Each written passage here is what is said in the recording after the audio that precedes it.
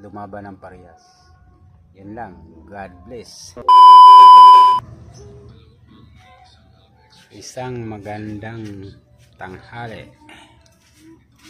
Ako po si Bong Machete Vlog. Sabing lamang ang may alam. So, yung kwento ko na ito ngayon mga katropa ay tungkol sa isang tulad kong magaling na manggagawa ng isang bahay at mga bahay at talaga naman naging successful lahat ng mga may-ari na pinagtrabahoan ko.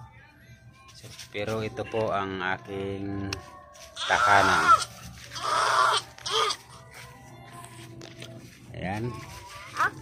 Ito po ang aking tahanan. Isang napaka masalimuot na lugar. Pero kumpleto yan. Kung anong mayroon sa mga magagandang bahay na lababo, meron din naman tayo. Ayan, lababo. CR. Ayan, may CR din naman tayo dyan. Tapos siyempre, ayan, may mga alaga tayo. Tapos tingnan natin yung ating kung saan tayo nangangarap pag nakahiga. Ito yung kung maliit natin kusina. Ayan, kung saan sama-sama kami ng mga anak ko dyan pag natutulog. Higaan. Ayan, pati apo ko na dyan na lumaki. Yung bunso ko na sobrang laki. Ayan, may kapiraso kami ano dyan na baby. Ayan, may mga kabinet. Ayan, tulog po yung aking mga estudyante dahil araw ng Sabado ngayon.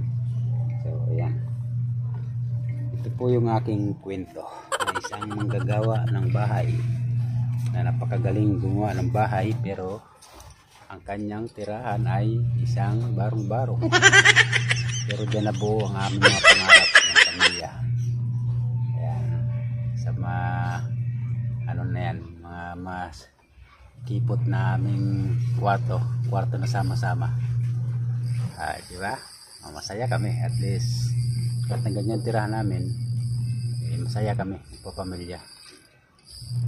Walang walang away, hindinan. So masaya lagi kahit na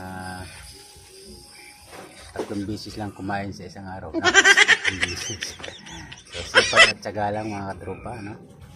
Tsaga-tsaga lang tayo kahit na mahalaga malusog tayo at sa mga pamilya natin. Yun ang importante.